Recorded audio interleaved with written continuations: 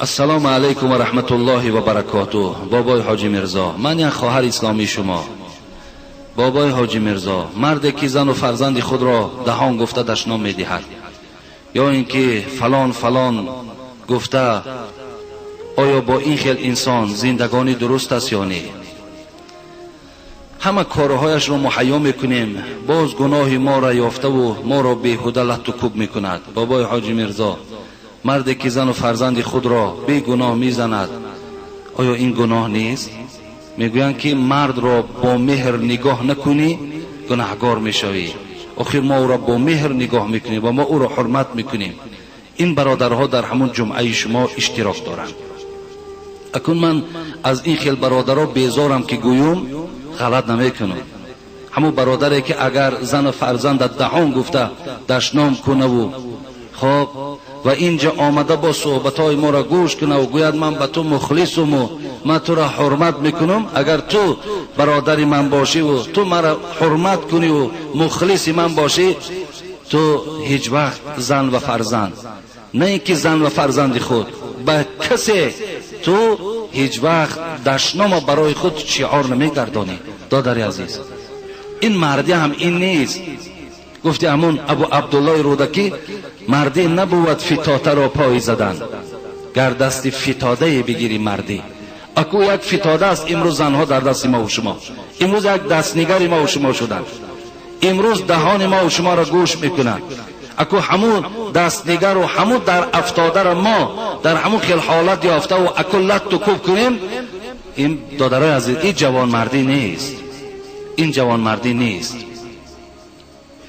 بود مردی نشان غیرت دین، اگر مردی بکن این رخش رازی. انا تو موافق قرآن، موافق حدیث پیغمبر عمل کو، رفتار کو، حق مردی حق توست. ولی تا همین روز یک 5 یا 6 تا کلین ها، خیلی 2 تاش از همین شهر بوده، 3 تاش از ناحیه ها بوده است، آمدن شکایت کردن، 1 تاش عیب بوده است، خیلی اقرار شدن. 4 تا همینا خدا خیرتان دهد از خسرهاشون که خسرهای اونا را من میشناسم، از خسرهاشون شکایت کردن. خیلی 2 وجب ریشته را خسرش خدا خیرش دهد. سلش هم میبینی دیگر گویم که در ظاهرش آدم دیدن برابر میگه همی آدم شب زنده داره. همین انسان بر این دیگر آدم خوب ممکن یافت نشود، لیکن افسوس که در داخل چیزی نداشته است، در داخل رحم نبوده است. من لا یرحم الناس لا یرحمه الله. برادر عزیز، ای خسری محترم، ای خشتامن ظالم، گوش کن که پیغمبر خدا میگه کسی رحم نمیکنه به بندگان خدا، الله به او رحم ندارد. یک رحمه برادر عزیز و گرامی. در همین خیل زمستان کودکا سر دست، چشمها پر آب، زندگی میخواهن و اینا نه تو قطعی بچه من دیگه زندگی نمیکنی. بچه خواهانه، بچه دوستدار، فقط پدر اگر زندگی کنی من عاقد میکنم. این عاق از کجا یافتین شما؟ و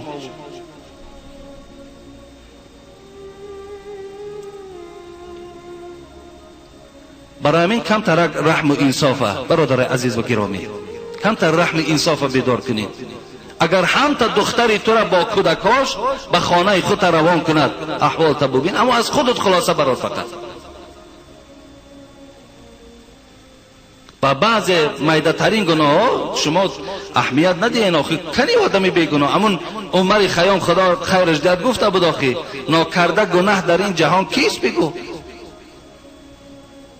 کنی یک انسان بیگناه. ما بیگناهیم، شما بیگناهیم، همه ما گناه داریم، همه ما لغزش داریم، همه ما خطا داریم. لیکن خدا را ببین، ان الله یحب العوف، خدا عوف دوست می‌دارد، خدا بخشیدن دوست می‌دارد. چرا تو دوست نمی‌داری؟ تام ببخشی چی گپی نداره. زندگی از زندگی آینه بیش و کمیست، هر شب در آسمان ستاره نیست. همیشه آسمان زندگی یک جنگ می‌شود، یک کشاکش، یک قهر می‌شود، یک چی می‌شود، لیکن معنی را ندارد که 3 طلاق در دامنش می‌تی و جواب برای تو. این خیال نکنیم برادر عزیز.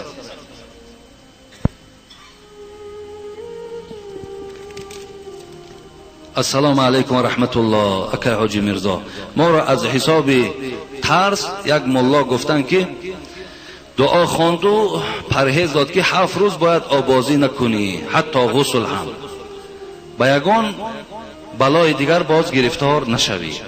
و در خانه حتی میگویند که طهارت نکن و تنها به مسجد نرو در روز هم، اما من هم آبازی میکنم و هم به مسجد میروم. خب این چی میشده باشد؟ و درباره این سوال هم چیزی گوید. بعد از نان کردن و 2 روز بعید ماندن، آبازی کردن و در بعضی روزها ناخون گرفتن یا سرتراشی و دیگر کارها میگویند اینها اساس دارن یا نه؟ اساس ایناش اساس کنه دارن. هر روز شما ناخونهاتون نگیرین، این پاکیزگی برای ما و شما هر روز است.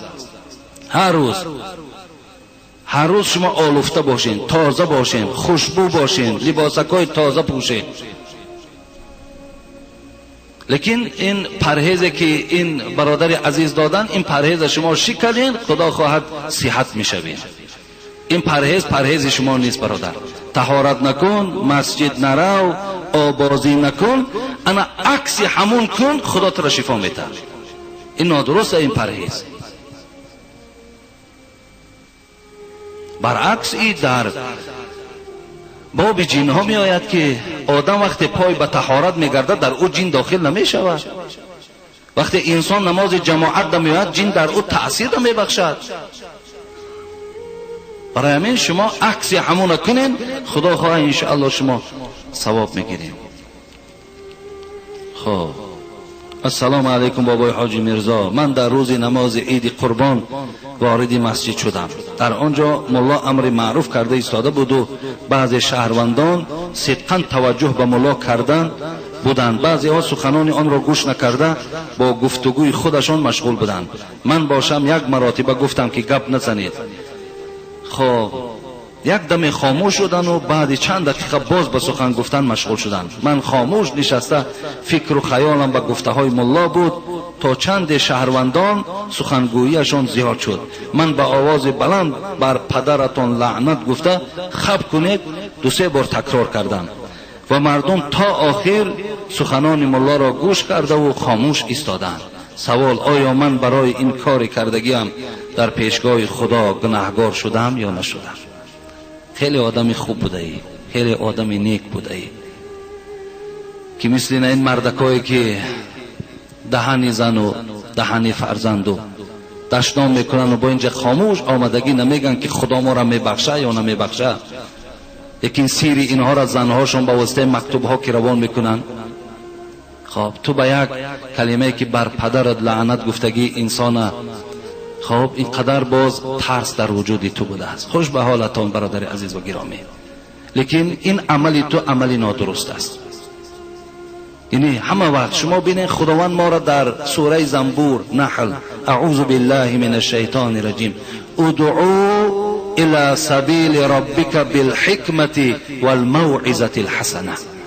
شما بندگان من وقتی که میخواهید که تربیه کنین، میخواهید که تعلیم کنین، میخواهید که با پروردگارشان آشنا کنین، با سخنهای خوب با اونها رفتار کنین، اونها را با سخنهای نیک دعوت کنید. زین خاطر هیچ وقت ما در سخنرانی هامون برادر عزیز و گرامی سخن درشت هیچ وقت راه ندهیم. بگذار نماز میخواند نمیخواند، بگذار وای روزه میگیرد نمیگیرد، بگذار وای از کدام جمله انسان باشد نباشد، ماها حقی گویم تحقیر و مذمت و ملامت او را نداریم. اینو فراموش نکنید. ببینید سوره طه پروردگار به حضرت موسی و برادر او هارون چی میگوید؟ اعوذ بالله من الشیطان الرجیم، اذهبا الی فرعون انه طغى فقول له قولا لینا لعله یتذکر او یخشی. خدا به فرعونی که چی گفته بود؟ انا ربکم الاعلی، من خدای بزرگ هستم. ببینید خدا را بزرگیش انکار کرد و خودش خدا اعلان کرد. خدا به موسی و برادر او هارون چی سپارش داد؟ گویی که بر پدرت لعنت، یا مثال گویی که تو فاسقی، تو حرامی. ولی بعضی موعظه های بعضی از برادرها را شنیده می شودیم، این تأثیر بد داره برادر عزیز. این پیش راه موعظه را با گرفتن این بسیار ضررهاش کلانه، بسیار ناخوبه. میلش عصبانی هم که شوید، درد هم که کند، لیکن خود اکو خودداری کو. پیغمبر خدا گفتند بهترین و پهلوانترین شما آن کسی است که غضبش فرو میبرد. برای همین انمون موعظه هایی که امروز حرامی و فاسق و کافر و فلان فلان گفته می شود، اینا به فایده نیست برادر. اگرچه مردم ما امروز دوست می‌داره که یک کسی همین سیاست کنه، ای فاسق ای کافر، بعد مولانا که امر معروفی زور کرده، چی گفت؟ کافر گفت، فاسق گفت. برادر او زور نکرد، او جبر کرد، او ظلم کرد. خدا ما را میگه که شما وقتی که به سوی من کسی را میخونیم با سخنهای خوب دعوت کنیم. نزد فرعون که رفتی ای موسی و ای هارون، ببین خداوند چی میگه؟ اذهبا الی فرعون انه طغى، ای سرکش شد و خود چه خدا اعلان کرد رویم به قصرش. لیکن وقتی نزد فرعون که در آمدین چگونه معامله کنیم؟ خدا را ببین چه بیان خوب میکنه. این برای تمام واعظا، برای تمام شما درس است. فقول له قولا لینا، شما در برابر فرعون ایستاده و با سخن ملایم، با سخن نرم، با سخن دلنشین او را دعوت به سوی خدا کنید. بگو که از این راهت برگرد، این راه نادرست است، این راه غلط است. این خیلی با فرعون معامله کنید.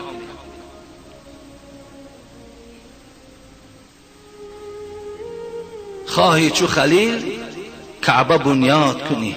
ابو سعید ابوالخیر میگفت خواهی چو خلیل کعبه بنیاد کنی، آن را به نماز و طاعت آباد کنی، هر روز 2000 بنده آزاد کنی، زان به نبود که خاطر شاد کنی.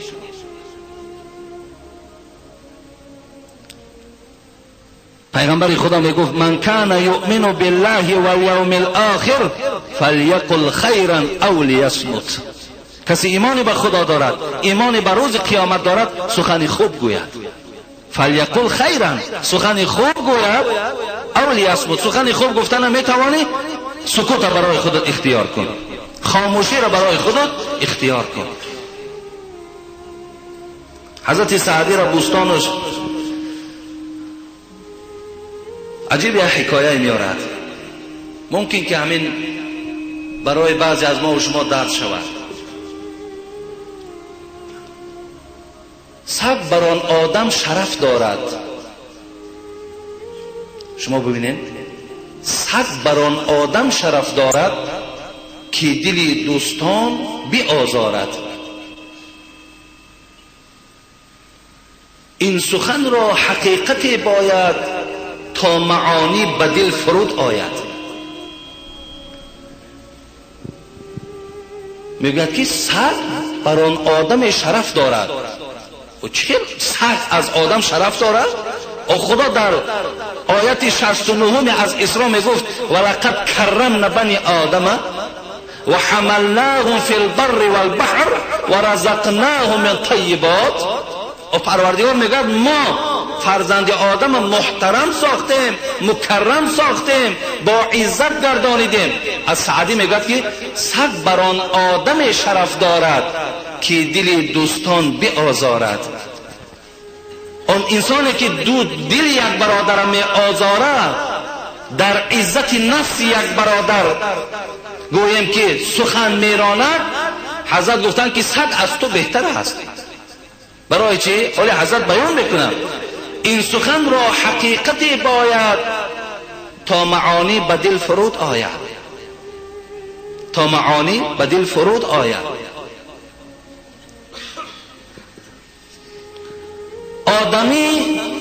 آدمی با تو دست در مطعوم، طعام میگن که آدمی با تو دست در مطعوم، سگ بیرون آستان محروم. حیف باشد که سگ وفا دارد و آدمی دشمنی روا گویند. ببین میگه تو در یک طبق با یک برادرت خراب میخوری، با یک برادرت همسایه‌ای، با یک برادرت همنشینی، لیکن سگ در یک طبقه تو، لیکن سقف از طبقه تو جدا است، بیرون از آستان است. ببین نگاه، همونی که بیرون از آستان وفایی میکنه و این شخصی که با تو در یک طبق نان میخورد، آزار که میگه از اون سگ بهتر است.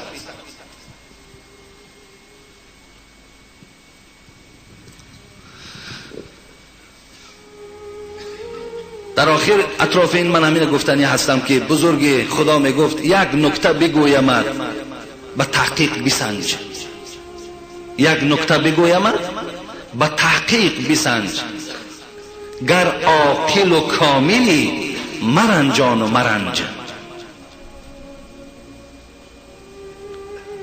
برادر عزیز، تو که از برای خدا که وای لعنت گفتی، این از برای خدا هم لعنت گفتن انسان گناهگار میکند. تو هم توبه به سوی خدا کن. این کار تو کار غلط است، این کار درست نیست. ما هیچ کس حق نداریم که مثال بر پدر او یا بر مادر او یا بر اولاد او لعنت گوییم. مقصد زبان دشتام ما کشادن حق نداریم. زی خاطر هر کسی رو که میخوایم دعوت کنیم با سخنهای خوب شما را دعوت کنیم، انشاءالله شما در پیشگاه خدا پاداش میگیریم. حضرت سعدی میگو خواهی که تو را رتبه ابرار دهند، مپسند که کس را ز تو آزار رسند. خواهی که پل صراط آسان گذری، آزار دل هیچ مسلمان مطلب. السلام علیکم آقای حاجی، از شما خواهش میکنم که در حق من دعا کنید. فرزند طلب میکنم، خدای مهربان شما را صاحب فرزند سالم و صالح گرداند. حضرت سعدی میگفتند زنان باردار ای مرد هوشیار، اگر نزد ولادت مار زایند، از اون بهتر به نزدیکی خردمند که فرزندان ناهموار زایند. همون زنی که مار میزاید همون بهتر از گفتن از اوی که فرزند ناهموار میزاید. در فرزنده هم ما باید با توجه باشیم. پدرای عزیز، دادرای عزیز، فرزندکار را تربیه های خوب کنیم، انشاءالله پیشگاه خدا در ثواب میگیریم. السلام علیکم اکی حاجی مرزا، سوال ما چونین است. یک گروه جوان ها میگویند که دعای دستجمی نادرست است. شما در این باره چی گفتنین؟ اکو من اینا را جواب گفته بودم. شما تخمین یک 5 یا 6 جمعه پیش درباره دعای دستجمی که چه جایزی دارد، تا چه اندازه جایزی دارد، با کدام دلیل ها من برای شما بیان کرده بودم. زین خاطر ماها جانب داریم که دعاها همه وقت دستجمی باشند، زیرا پیغمبر خدا بنده همه حدیث ها رو من برای شما با تکرار کنم. شما قبلا تماشا کنید، قبلا گوش کنید. در همین باب من در دعای دستجمی قریب 7 یا 8 حدیث پیغمبر خدا را به سمع شما رسانده بودم. برای من همون برای شما کفایت میکند. از این خاطر همون دادرایی که دعای دستجمی را رد میکنن و در بین مردم اختلاف می اندازند، شما دستجم شوین و یگان اختراکار شوین، یگان چیز برای همین مردم و همین ملت و همین وطن یک بهبودی بیارین. انا دستجمی در این کار فعال باشین. او روز همون یورانیوس نگاه میکنم، من اخباراش گاه که رسیدم تماشا میکنم، نشان میده در ژاپن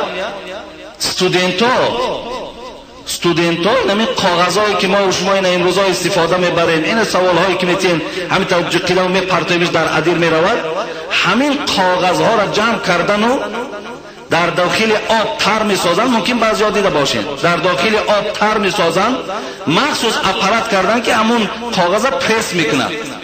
همونجا مثال چند کیلو کاغذ انداخته محکم همین که پرس کرده تا جایی گفت 2 مینوت همین قدر کاغذی که در همین ریش کردگی است اگر کشاده باشن 2 مینوت میسوزد، لیکن وقتی وای پرس کردن 1.5 ساعت میسوزد. شما ببینید کلا را ببینید. اگر هم بچه‌ای که دستجمی را نادرست میگن فلان فلان، خب یک تایتو 3 تا یاپونیس میشین. یک تایتو را اگر پارا کنن 3 تا یاپونیس یا 3 تا خیتایی میشین. کلا را ببینید، فکر را ببینید. همین کاغذ از کاغذ خدای جانی هم تا پرس کردگی رنگ ریش 1.5 ساعت ماندنش میسوزد. آخه خیر دست جمع شید این ایارا فکر کنید. همین دست جمعی باید همین مسئله را حل کنید.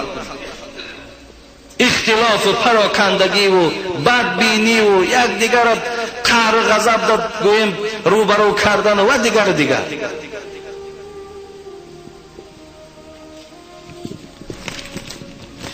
السلام علیکم. اکای حاجی میرزا، ما یک گروه مخلصان شما از ناحیه شکنو و ما فعالیت کاری در فدراسیون روسیه داریم. از بین ما یک نفر ختم کننده مدرسه اسلامی می باشد.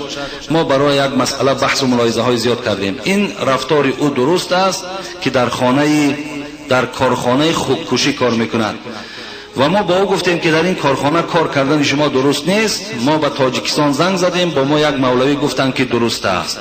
همین را میخواهم که درست است یا نه، علاجش با ما تستر روشنایی اندازید. ما انتظار جواب شما هستیم. برادر عزیز، درست است در همون کارخانه‌ای که خوب میکشند یا همون گوشتای اونا را اوپاکوفکا میکنن یا رستوران هایی که مثال عرق میارن و شما عرقهای اونها را میفرارین یا قبر برای همون آدمای نصرانی و مجوسی میکنین یا کلیسا برای اونها میسازین، همه اجاره است. درست در اینا شما میتونید در کتاب اجاره در خلاصه الفتوا نظر کنین. در این باب درست است. در همین جایها اگر برای شما کار باشد و بعضی بچه‌ها گفتن که همون کارخانه از دیگر کارخانه سرپولتر است، مایلاش رفته کار کنین. اجازت دادن، فقیه های ما شما اجازت دادن. اجاره است، شما شرطنامه‌ای کار میکنین. شما از گوشت او نخورین، از اون آب حرام نخورین. مقصد فروختنش برای شما حلال نیست، لیکن اونها وقتی فرمایش تا میداد فلان کار انجام دهین، چه از خودکشی باشد، چه از گویم که همون اوپاکوفکا کردن باشد، چه فراوردن او باشد، چه ساختن کلیساها باشد، درست است در کتاب همه اینا یادآور میشه. من این قصه ها را به خاطر آن میارم که فردا اگر مادر یا خواهر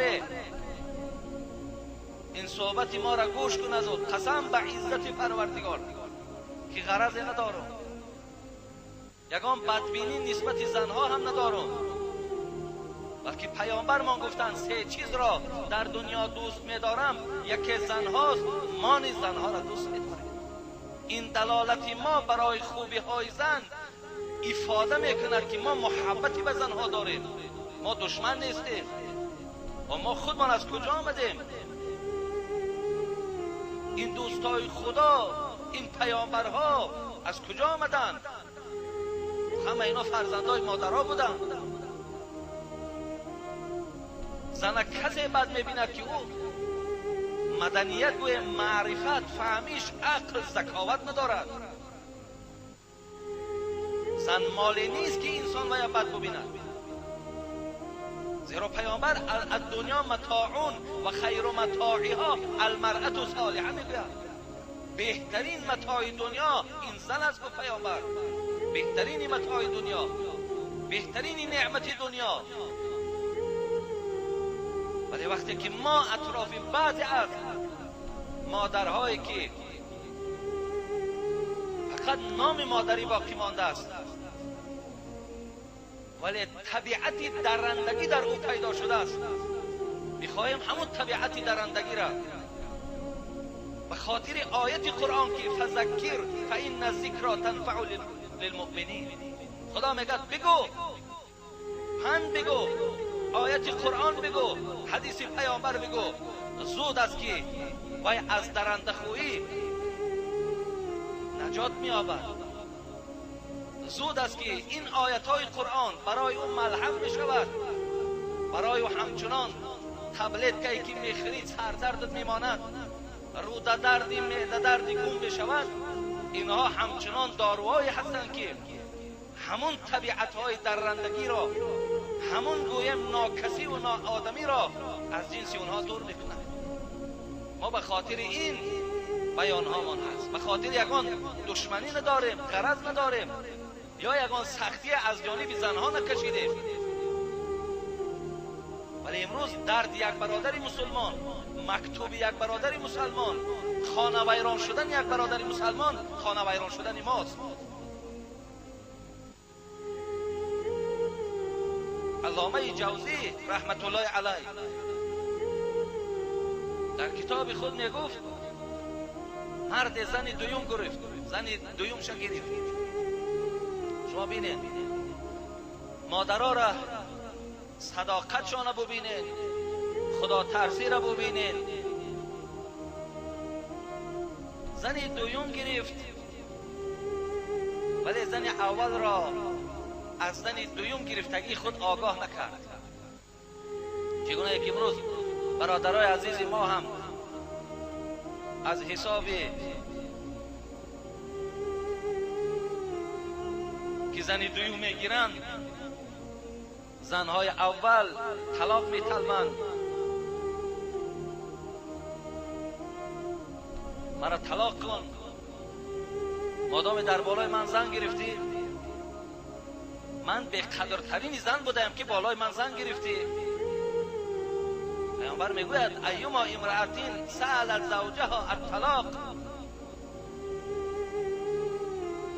هر زنی که اگر از شوهر خود طلاق طلب کند، گوید که مرا طلاق کن، پیامبر گرامی گفتند خبر به تو این است که بوی جنت به مشامت نمیرسد، بوی جنت به مشامت نمیرسد. برای چی طلاق طلب میکنی؟ تو میدانی که طلاق یهتز منه العرش، عرش خدا را در لرزه میدرورد. طلاق به نفع تو نیست، طلاق به فایده تو نیست، طلاق به فایده پدر و مادر اولاد اجداد تو نیست.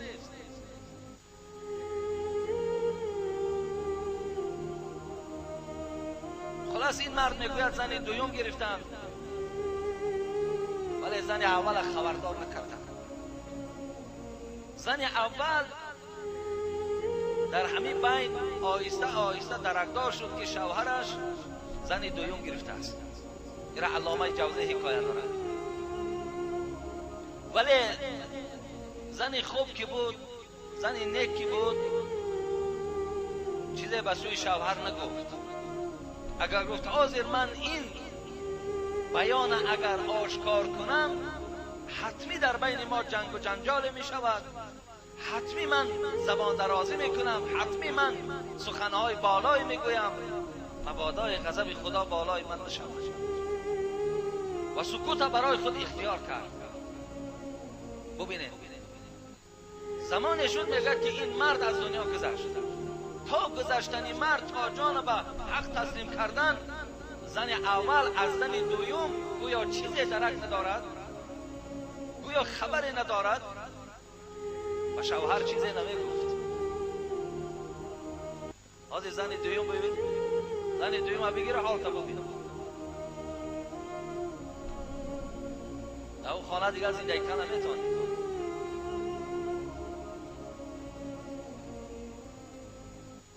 برادر عزیز،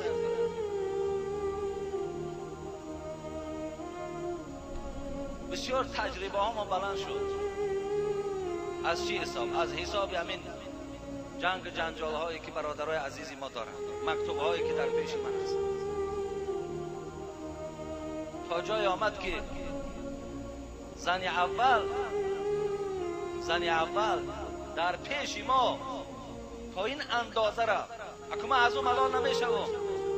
به خاطر چی؟ به خاطر که وقتی که حضرت نوح را قومش آزار میداد، پیامبر ما گفتن وقتی حضرت نوح را قومش که آزار میداد، آنچنان آزار دادن که پیامبر گفت چشم و دهان و بینی حضرت نوح پر از خون شدند.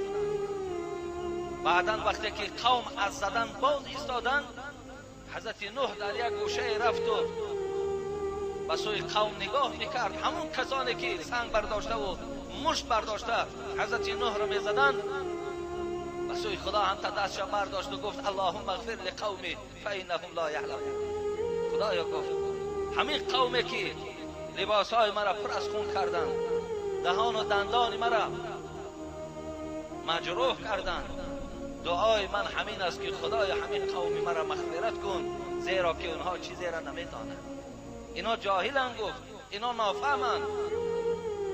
برای همین ما هم اون خواهری که در پیش ما این حقارت وزنی را به شوهر خود روا دید، ما از اون خواهر ملالم نشده. به خاطر او جاهل بود، به خاطر او نمیدانست که در این سخنهایی که در بالای شوهر میگوید فردا جواب دارد. فردا جواب دارد. چی جواب دارد؟ من الحال بعد این قصه را برای شما میگم.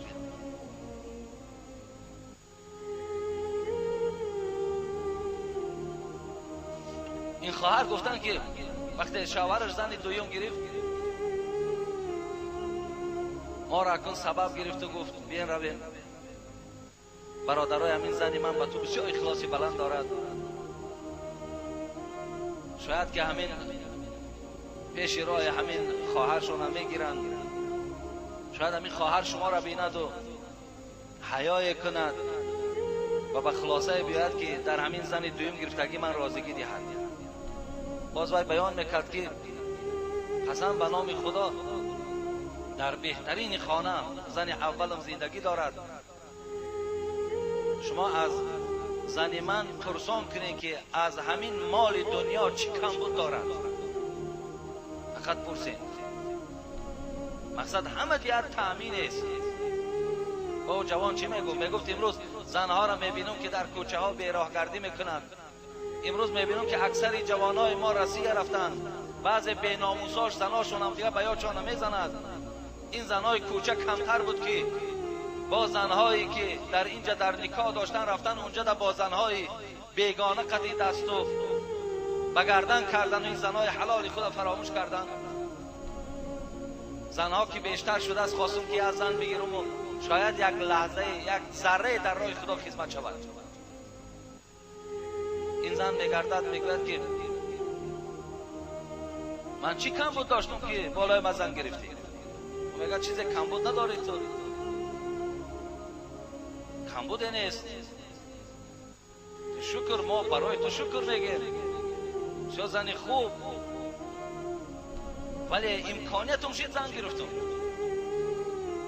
دیگر گفتی اصطلاح های امروزه است و بیست نکرده و گفت همون زن دویم در دهنت فلان کرد. ببینید معامله را ببینید چگونه امروز بعضی از زنها شوهرها را از دهان حقارت میکنند. به نام خدا این چیزی نیست. شما من میدانم اکثریت شما این چیزا را شاید روبرو هم شده باشه. دهن شوهر نام میگیرد، در دهن پدر و مادرت فلان کنه میگن. وقتی دهن فرزند خودش را دشنام میکند، فرزندی را که از داخل خودش گویا بیرون شده است، وقتی وای در دهنش دشنام میکند، برای او شوهر و برای او خسر و کشتامن چی است دیگر؟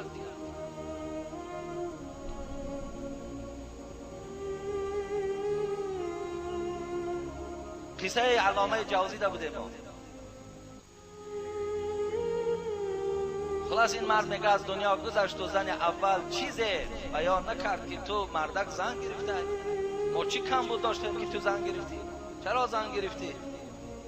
نگفت، چیزی نگفت تا زمانی که مرد از دنیا گذشت.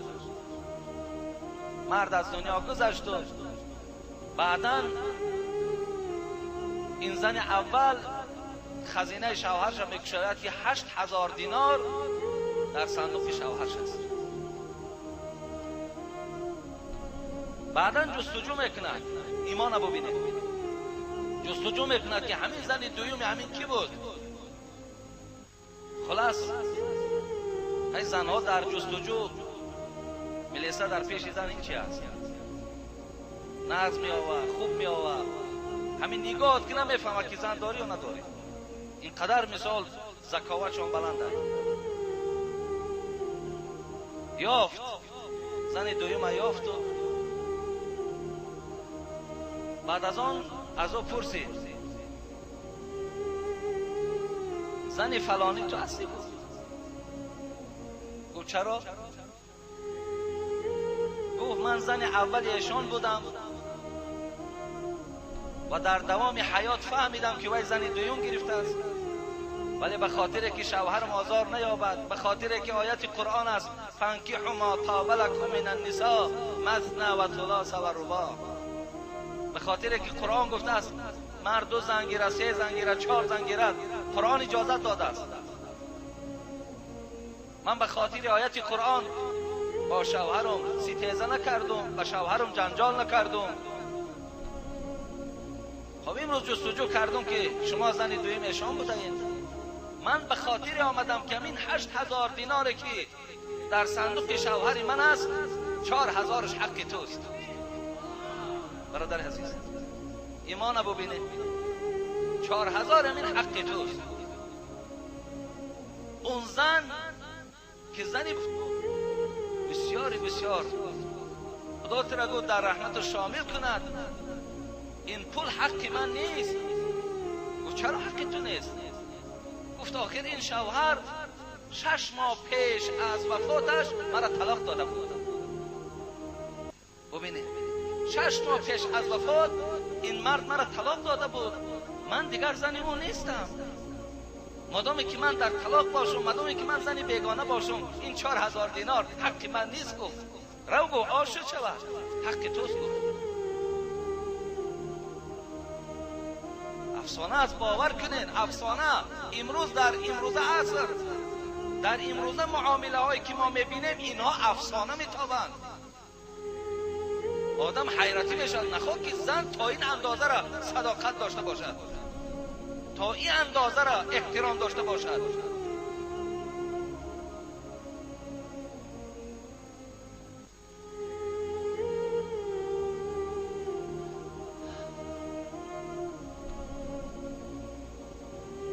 نیت من قصه ام ایاس بود که افسوس که این گپ یک چیزی است که از یک نشکش میگیری دیگر طرف میره. قصه ام ایاس که دختری عوف فرزند محلم شیبانی که مادرش 10 نصیحت کرده بود.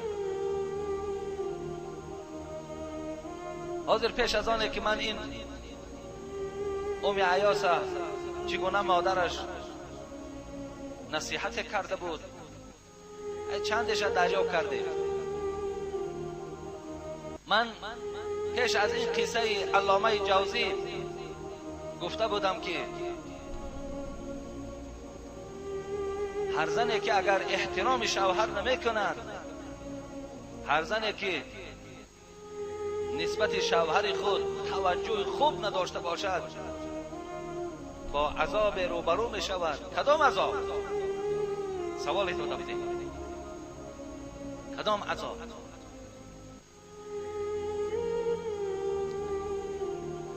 برادرای عزیز و گرامی، خواهران و مادرای مهربان، کودکان از عذاب خدا می ترسیدند.